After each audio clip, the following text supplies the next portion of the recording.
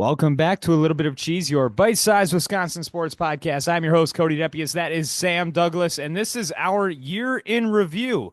This is New Year's Eve 2024. It's been a great year here in 2024. We'll start off, we'll do a little quick recap with the Packers and the Bucks, what's been going on, because Sam and I haven't been here. We've been spending time with family. Sam's been DJing. He's celebrating Christmas. That's good. Praise the Lord. But yeah, so we'll start it off here with the Packers here at the top. You had a big win over the Saints, 34-0, the only shutout in the NFL so far this season. Of course, the Saints were battered and tattered. A big win for the Packers.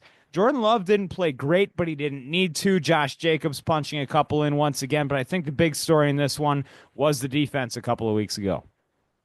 Hey, everybody's good in the NFL. You don't make it to the NFL without being a good football player. So shutting someone out, that is something to be proud of, whether it's a beaten up Saints team or not. That's consistency from the kickoff all the way to the clock hitting zero. So it was good to see a full game out of the Packers.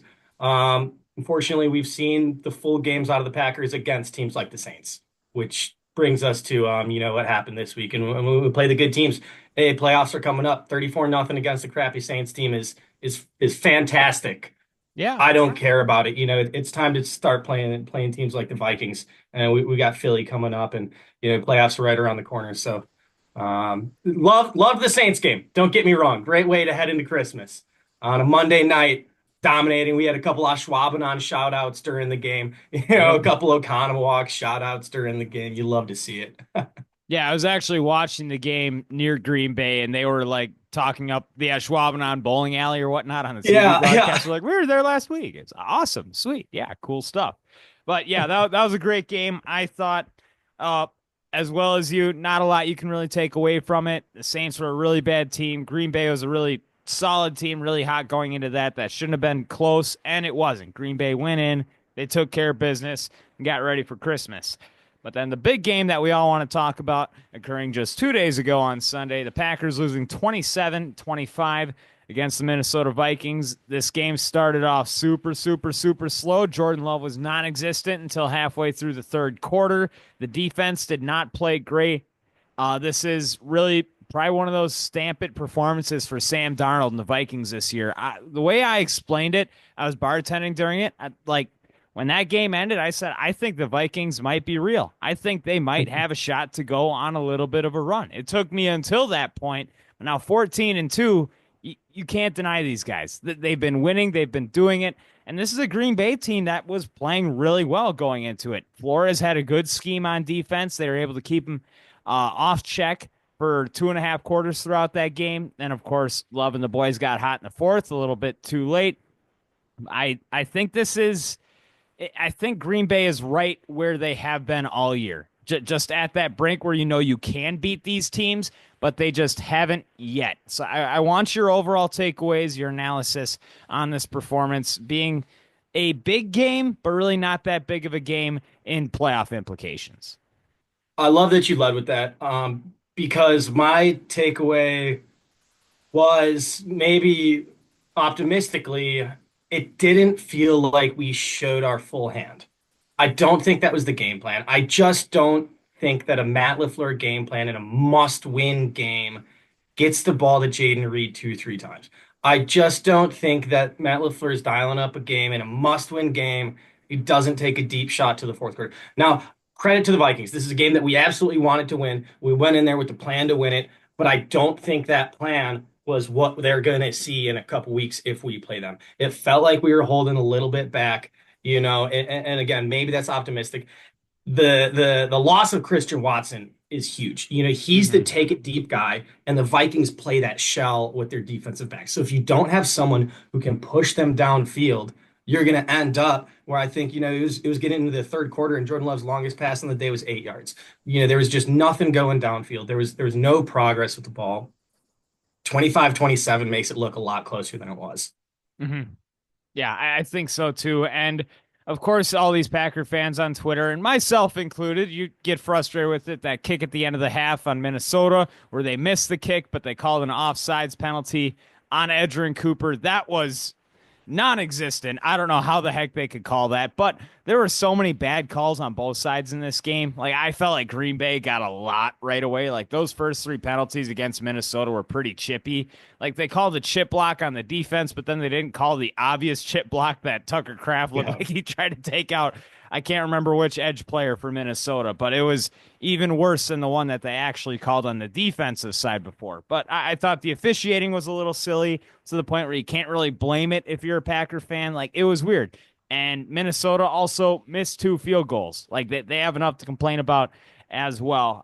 Minnesota really outplayed them. I think the game plan was the same as it has been. Give the ball to Josh Jacobs, see what happens. And Josh Jacobs had a big fumble at the beginning of the game, kind of changed the momentum there, put the ball back in the hands of Sam Darnold, and they were able to get an easy, wide open touchdown on a blown coverage play. And the momentum was all there for Minnesota. So I think if Jacobs, like the goal for him, do not fumble when it gets to the playoffs. Like we've seen this be a problem in the regular season. I think this is his fourth one this year. And a lot of them, they've been at pretty crucial points. Like you want to see your guy be able to hang on to the ball. That's as important as it gets, especially when it's a guy like Jacobs who has played so well. You're going to give him a little bit of grace, but he has had that as a bit of a problem. So you just hope that that is fixed by the time it comes to the playoffs. And then on the defensive side, they could not cover anything. Like Minnesota was too deep, especially for a Jair-less Green Bay defense. I think we kind of saw what this defense is going to look like if they get to the playoffs and Jair is not on the field in any capacity. No Jair, no Evan Williams. We knew the secondary. You've been hounding the secondary all year long. We know that they're the weakest part, and we know the strength of the Minnesota Vikings is their downfield passing attack. I told you my furry child was going to be all up on me during this. Your furry child is a cat, just so you know. Sam doesn't have any weird I don't have any stepchildren. furry children biting my ankles right now. I kind of do. um, I bet if we took all of our Packers talk throughout the whole year, and there's got to be a way to do this, we take some AI and we look at all of our podcasts. I bet the most commonly said phrase throughout this whole year, Cody, is good but not great. And Yeah. that's exactly what we saw from this Packers team. We can play with these guys. We can make stops at the end of the game. We can have that first drive heading downfield, getting that first score. Whether we execute or not, that's what we saw when we went to go see the game in Lambeau. Detroit just executes. Minnesota, why are they good? We don't know. They don't have the personnel. They have the personnel at head coach. Kevin O'Connell is absolutely like that. Mm-hmm. But they execute. They just get the job done. Why are the Bears so bad? They can't execute anything. Where So I think that's what they it comes have down. talent. They have a similar talent level, I think, to Minnesota. A lot of it has to do with coaching. When you have an Mhm. offensive mind like a Kevin O'Connell and a defensive mind like Brian Flores, you can overcome a lot of the problems that we saw and we talked about going into this season. Their line was set at 6.5 wins. They have now doubled that and more. Like Minnesota has blown everybody out of the water. Sam Darnold has looked like a serviceable starting quarterback in this league. And even over the course of this year, I think he's third in passing yards. He might even look like a good quarterback in this league, There's especially a when he has the talent. if they beat Detroit, there's an MVP case for Sam Darnold, and I wouldn't hate it. I mean, it's the Josh Allen Lamar Jackson show, but Darnold should get some. If they finish 15-2 and they win the Yeah. toughest division that the NFL has seen in years, I think he's top five in pass rating, top five in yards, top five in touchdowns. He's been good on the interception rates. He'll throw his. He's not leading the league or anything like that, but there's this guy's putting together MVP case for him. Um, Next, sounds like we're gonna be playing Philly in a couple weeks, right? Yes, that is kind of what it looks like at this point. So next week, well, Green Bay would need to get the sixth seed and to not play Philly, they would need the Cowboys to win, and they would need to beat the Bears. So the Cowboys would have to beat the Commanders. I look at that as unlikely at this point, especially if the Commanders are playing to not play in Philly, which I think should be the goal because it's either you play Philly as the seventh seed, which is more probable for Green Bay right now, or they would play the Rams or the Bucks. So I look at this and I see all three of those as winnable games for Green Bay, but definitely I think Philly's at just a different level compared to the other teams that they would have to play there. So you're going to have to root for the Cowboys next week, as much as that might stink. We might talk about the Cowboys a little bit later in this episode as well, maybe some foreshadowing. But Green Bay is probably looking to be the seventh seed. They're probably going to have to play Philly. And the only way that that doesn't happen, Cowboys win, Packers beat the Bears, which I don't even think the Packers beating the Bears is a 100% guarantee. You'd like to say that, but I don't know, the just the feel surrounding that team when I watched them on Sunday, it did not feel like a dominant team that was hot at the end of the year like Green Bay was last year. Because Green Bay at the end of last year could have beaten anybody without a doubt. And now even Jordan Love, I think you have to put enough blame on him. There are a lot of throws that are slipping. He didn't have the interception, which of course he loved to see. That's the first goal that we're setting for him every single game, game in, game out. So you didn't do that, but he did miss a lot of throws. And I think a lot of that I can attribute, as you said before, Christian Watson wasn't on the field. He is very, very valuable. I think we've seen at multiple points this year that Christian Watson needs to be the guy signed and Romeo Doubs can walk. When you're looking at those two players, I think you are able to replicate what a Romeo Doubs can do with a player such as a Dontavian Wicks, even because they both like to drop a lot of passes, as we saw on Sunday as well. Romeo, I think, might have had some popcorn before the game or something. But what Christian Watson can do, I don't think there's many players in the NFL that can replicate that. So that's That's kind why of my they takeaway from that game. That's why they drafted him. He is the unique athlete. He is that big gazelle when he is running right, if he has both hamstrings the same size as he does the other one, then he should be an elite playmaker in this league. Now you keep fighting these hamstrings, you keep fighting injuries with Christian Watson, who seems to be made out of glass, and at some point, you can pull trigger on it, but it sure looks like as far as value on this team, Christian Watson is absolutely him. Something I'm really excited for heading into the playoffs is what Edgerrin Cooper's going to look like. He's going to see a dominant running back at some point, and he's going to have his opportunities to make a play. Whether it's we're seeing Saquon, whether when we run into Jahmyr Gibbs, or it's containing Jaden Daniels. Coop is absolutely going to have his hands full through these playoffs, and I'm so stoked to see him step up. I think it's his time. He's in the backfield a lot. He does things that we just haven't seen Green Bay middle linebackers do, like in our time watching the Packers. Like he is a special player. And once those things really start to click for him schematically, he's going to be very scary. He's like an all-pro type talent. So got to be excited for that. But a lot of things that Green Bay can work on. Go and take care of business against the Bears. I don't want to hear that at the end of the year. If Chicago can beat Green Bay, where Green Bay's kind of fighting for his sixth seed, I don't think we need those vibes going into the playoffs. So just go take care of business against Chicago. Even if Washington wins and you got to play Philly, you got to be okay with that. This is a tough division. You have your 4 losses against 2 of the top 5 teams in the NFL. That happens. That's okay. Just go take care of business against Chicago, and then we'll see what happens when it gets to the playoffs. For the Bucks, of course, they're NBA Cup champions. Not a lot of positive things happening after that. Sam, if you want to give the people a recap. Yeah, Giannis and Dame both been out. It sounds like there's been a nasty sickness going around. Dame has tweeted about it. Doc has always been probably too candid with his players' health and what's Yeah, going on in the locker room. But they've been pretty open. There's been a sickness going around. A couple guys been stepping up. We've seen a lot of minutes from these young guys, and it's what we've been asking for a Doc, for forever. And golly, I just want to give credit to 3 guys right now. Andre Jackson Jr., I've been saying his name. AJ Green, hmm Ben saying his name. And Brooke Lopez.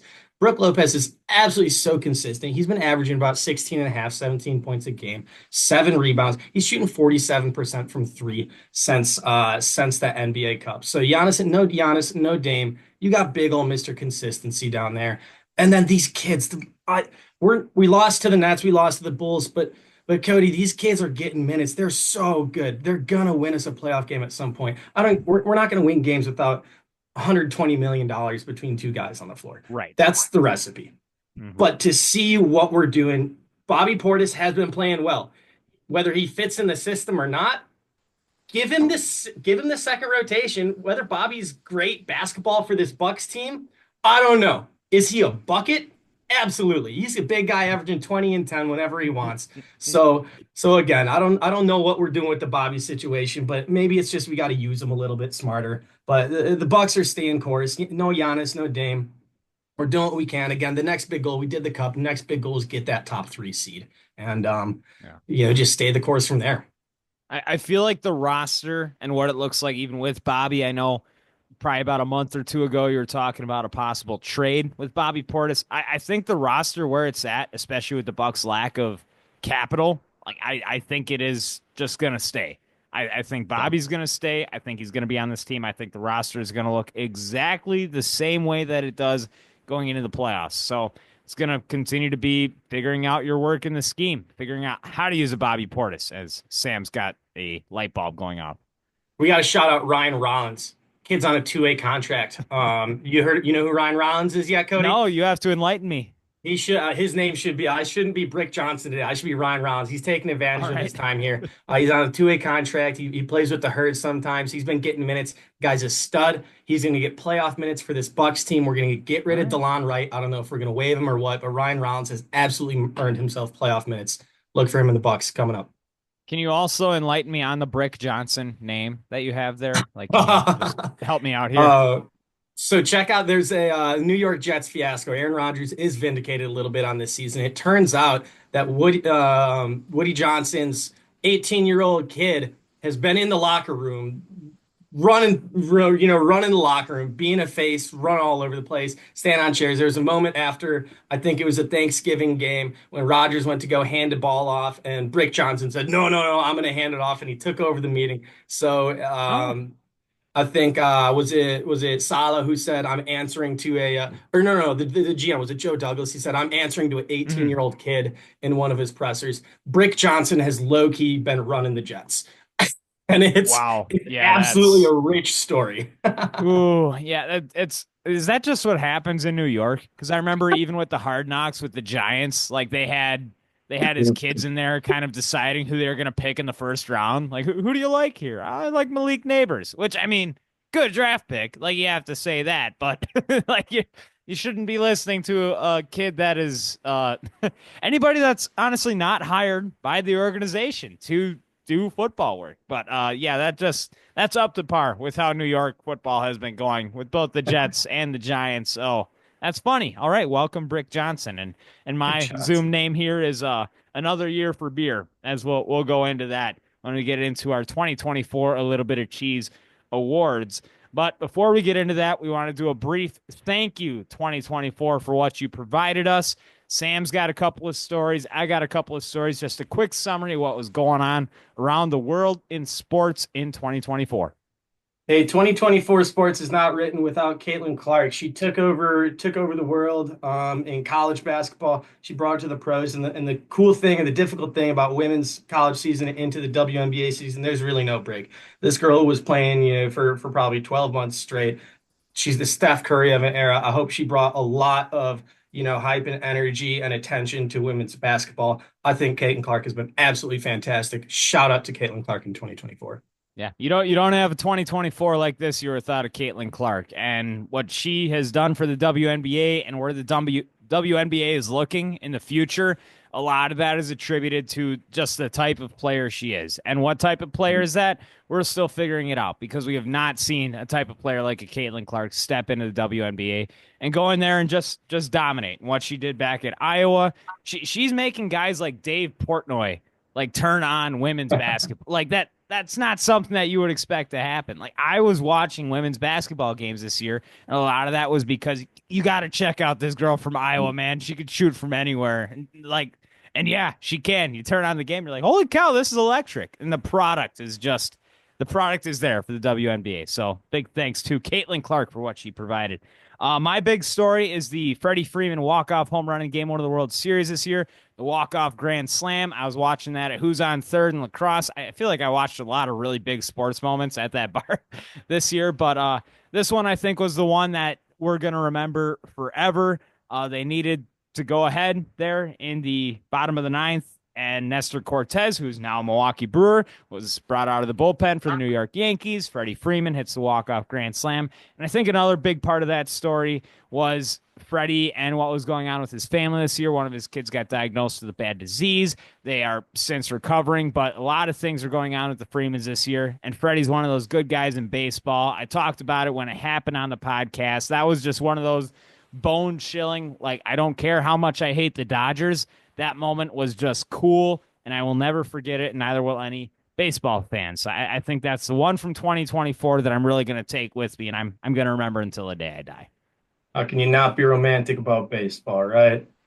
So they say is Dodgers or not. Freddie's one of the good guys. That's Mm-hmm. absolutely, going to be remembered forever. There are And a lot that's of good guys on the Dodgers too. Like you hate this. Like I don't like the Dodgers as a brand, but they just like Mookie Betts. How can you root against Mookie Betts? Or like even Shohei with his wife and his dog. Like, oh, he may be a degenerate gambler, but we're past that. Like, misinterpreter. but no, I love the guys on the Dodgers.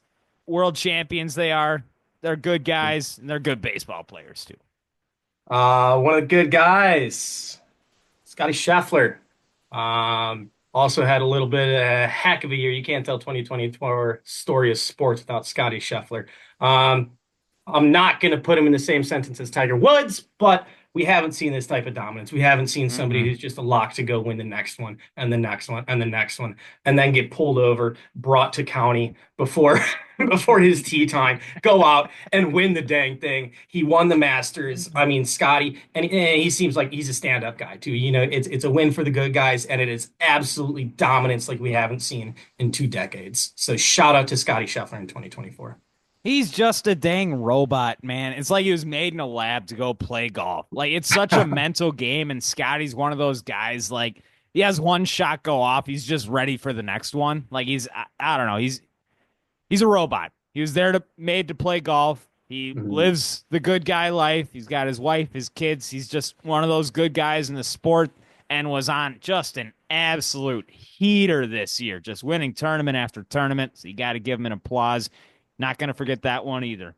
Uh, the Chiefs winning their third Super Bowl with Patrick Mahomes. I hate to see it. It's at that point where you start to get frustrated with the NFL and how the seasons have concluded. Like, yes, you have to recognize the greatness as we have, because as you said, there's levels to this. And the Chiefs has shown that they're on a legendary level, winning that third Super Bowl. So you have to give it to them. You have to applaud them.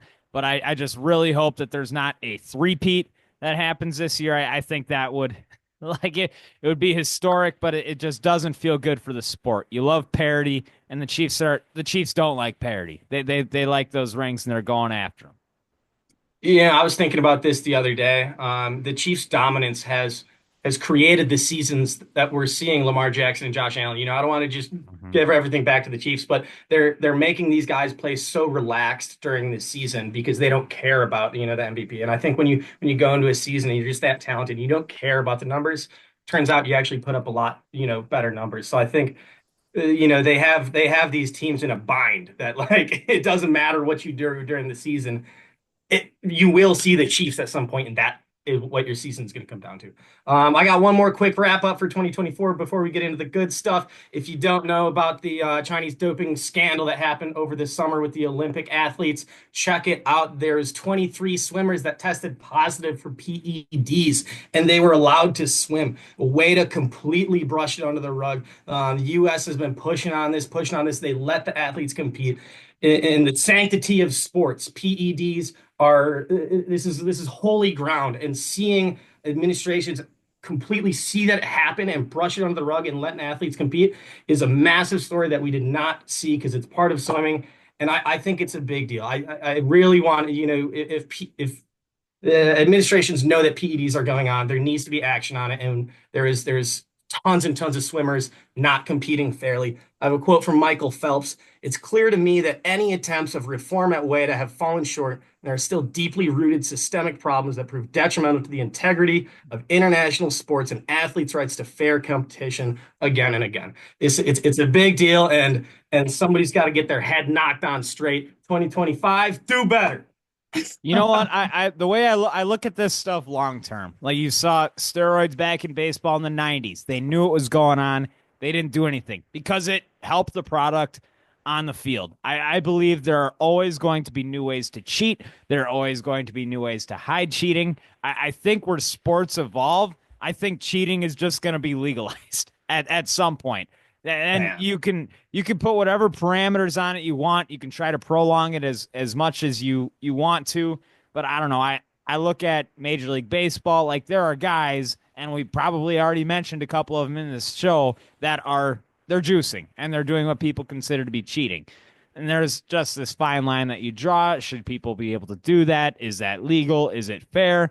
I don't think sports are fair inherently because I'm different than a professional athlete, as you are, Sam. Even if you and I stepped on a flag football field, you're gonna juke me to the moon. I understand that. I know that we're just at different levels. But yeah, I think where the future looks at this is more of my philosophical thought here. I think things are just gonna be legalized at some point, or everything's going to be swept under the rug, and guys know that they can start to do this, and they're just not going to get caught.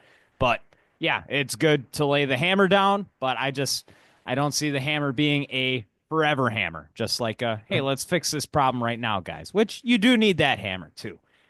We will now take a step and work into everybody's favorite part of the whole year on this show. This is the 2024 A Little Bit of Cheese Awards. We have some nice categories here. Sam, thank you for coming up with these. I helped with some of the naming purposes, but we'll start off at the top, which is the one that should be leading off every show, the newcomer of the year, the 2024 Baby Swiss Awards. My honorable mention that I have for this, and I believe I had to mention it because he's a newcomer for Green Bay, but he's not a newcomer in the league.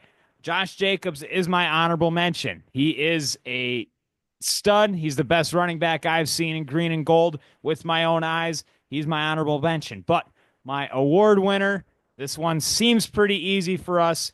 Jackson Churio is my Baby Swiss award winner. That's 100% the correct answer. I had him down, and I have another one down because he Jackson Churio is the Baby Swiss Award winner. He is Mm-hmm. the undisputed Baby Swiss Award winner. So I'll add another honorable mention. Murph. He's not a baby, and he might not even be new to Wisconsin, but stepped into his role. Big time cheesehead right there. Welcome to the cheese. That's a Baby Swiss honorable mention. Love me some Murph. Love what he's Another done for one of me. the good guys. You love Yeah, Murph. absolutely. Well, I hope that Murph ends his career in baseball in Milwaukee. I think that would be a beautiful thing, and I think it would give Milwaukee a real chance to go and win a World Series. I think he could be Yeah. that manager to bring the boys to the promised land. This next award, not as much of a happy award. Sam named it the moldiest cheese, so I have since named the Limburger, which I actually had some Limburger cheese over Christmas. My grandfather's a big fan. Bree did not want to try it, but the stinky cheese. Who needs to get ready to learn some Chinese because you could not play your sport the way you're supposed to play? My award winner is Braden Locke, and he was going into this year as the backup quarterback for Wisconsin. You don't have high expectations, but boy, if you had any expectations for Braden Locke and what that Wisconsin offense could do with their backup quarterback, they were not met. Braden Locke is now transferring. He didn't look like a Division I college football player. And I'm sorry to say it, but just to be bluntly honest, the dude had no pocket awareness, could not make the easy throws, could not make the hard throws, and is a big reason why Wisconsin lost their bowl streak this year.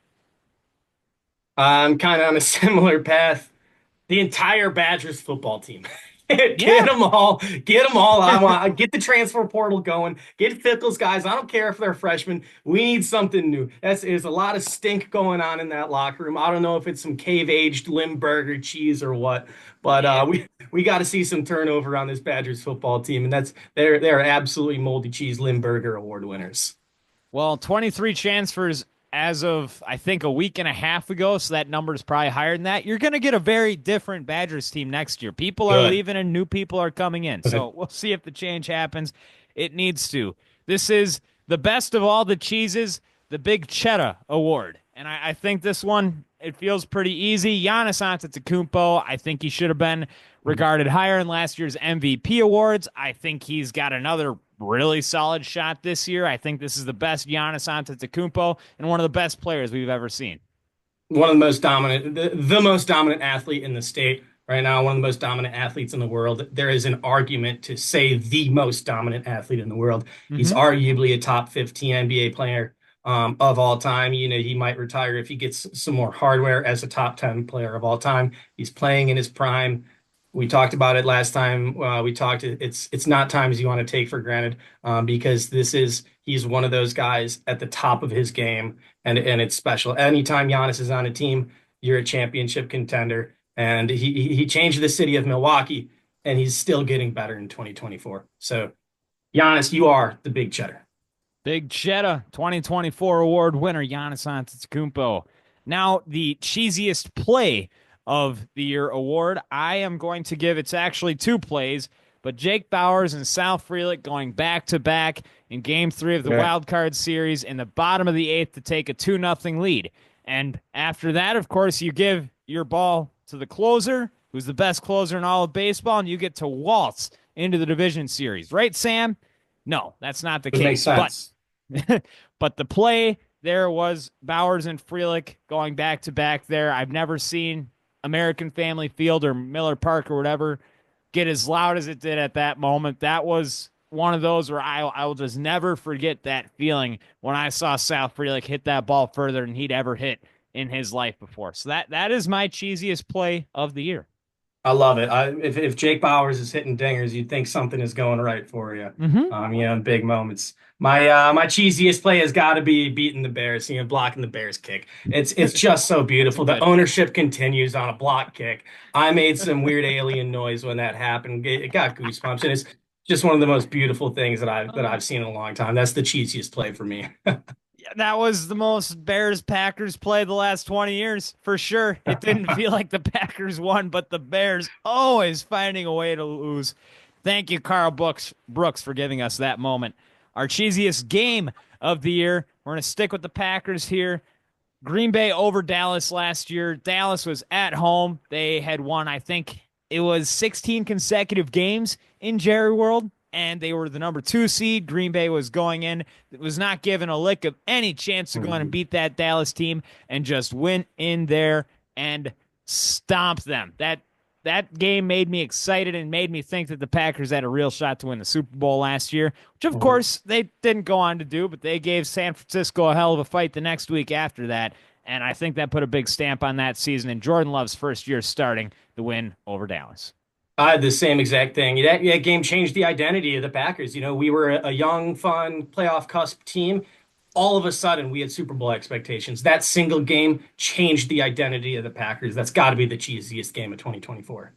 Absolutely. The cheesiest moment of the year, I have Bob Uecker after the Brewers won the division this year in the locker room. I love it. I peed my pants. I have a T-shirt of it. I'm never going to forget it. And Jake Bowers actually had the walk-off single in that game for Milwaukee to go and win the division. This was a Brewers team that was not expected to go and do it this year. I think the over-under was set at like 77 wins for this Oh, team. They yeah. weren't even expected to be 500. They went out there. They won 93 games. They won the division and were first place in the division, I think, the entire season. Really a dominant year for the Brewers. And the one quote that we're all going to remember from Bob Uecker giving his locker room speech, I peed my pants. That is my cheesiest moment. I love it. Hey, give me all the Bob Uecker content out there. That's awesome. My cheesiest moment has got to be Churrio's 2 home runs in Game 2 against the Mets. This kid has been stepping up. He's the Baby Swiss Award winner for a reason, and seeing him lead off with a home run solo shot is beautiful, and then answer in the 8th with a 2-run shot. That's just when we knew the kid was going to be legit, but you see that happen in the playoffs. This kid's going to be a big time ball player for a lot of years, and that moment pretty much sealed it for me. And we watched that at Who's on Third once again. I remember that. And Oh I yeah, actually remember predicting the first home run. I said, you sure, he was did. just going to go deep, isn't he? And then there he goes. But yeah, special player, special moment. This kid's for real, and this kid's here for a long time. You can't be more excited about him. Well, the cheesiest story I have of the year to finish out our 2024 little bit of cheese awards. I have Tobias Myers stepping up for the Milwaukee Brewers. This is a guy that had an Sure. ERA, I believe, over 8 last year in Yeah. AAA. I didn't even know his name coming into this year, but ended up having a 3 ERA, was the second best pitcher, actually probably the overall best pitcher on this Brewers team this year. Was able to shove in game 3 of that wild card series. He looks like the real deal at this point in his career, and nobody had him written down on their sheet for being in the Brewers starting rotation last year. So the cheesiest story of the year I have to give to Tobias Myers. Way to make me know your name and get excited about your career, young man. That's some great stuff that he had last year. With Yelich going down, the pitching staff needed to step up, and it needed to be guys that had 8 ERAs in AAA last year. And you just don't write it like that. And you hear that at the beginning of the year. Someone tells you that at the beginning of the year, you say, "You're crazy, man." Like what?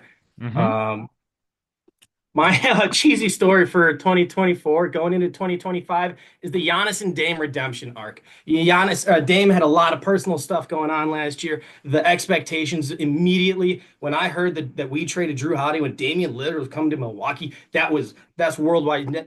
That's crazy. Damian Lillard, we don't Milwaukee doesn't get stars like that. Mm-mm. This Nope. is a world changing trade. It was absolutely unreal. The expectations were through the roof right away. Injuries and a first round exit. We started 2-8 this year. There's conversations. Are we blowing it all up? Are we getting rid of Doc again? We traded a coach and we go and win the cup, and the Bucks are here. They're coming for the chip in June 2025, the Giannis Dame redemption arc. I'm all on board. We needed a year to get right. We needed a year for the media to really be hating on us. Now they're not talking about Giannis. They're not putting Giannis in the promo videos.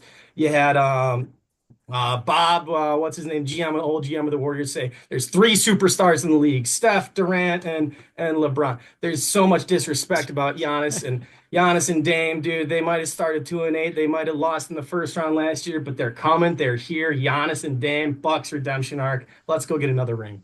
I'm ready for the story. I'm ready for that story to be finished, one that hasn't been. Because as I have my Twitter, no, not my Twitter name, my Zoom name as another year for beer, as all the great things that happened, all of those seasons ended in heartbreak. But I think where all of our big teams, I think there's a little bit of hope for everybody. The Brewers going into next year, you get another year at Yeah. Churio, you get Yelich coming back. For Green Bay, you found your franchise quarterback. You have your best running back since Lombardi was the coach. For the Bucks, you have two of the greatest basketball players of all time on your roster. There's a lot to be excited about. The Badgers, we'll see where that ship goes. We don't know the direction of it, but you still have your young new head coach, and his players are going to start to play. So as great as 2024 was, I think I'm a little bit more excited for 2025. There's a lot to look forward to, a lot of good young players, and we are just blessed here in the state of Wisconsin to have some great sports and to not be living in the state of Illinois. That's an absolute fact. Love the cheesy 2024. I think we got a real cheesy 2025 coming up. We got some young teams, we got some studs, and hey, Wisconsin sports still putting on. And as long as the Badgers can get their act together a little bit, Yeah, we'll be that's good. right. Well, I do want to thank all of y'all listening. This is 2024, also the birth year of a little bit of cheese. So Oh here's yeah. to our first, and here's to many more. I'm Cody Depius. That is Sam Douglas. We'll see you once again on Friday for another edition in 2025 of A Little Bit of Cheese, your bite sized Wisconsin sports podcast. See you next year. See you next year, Sam.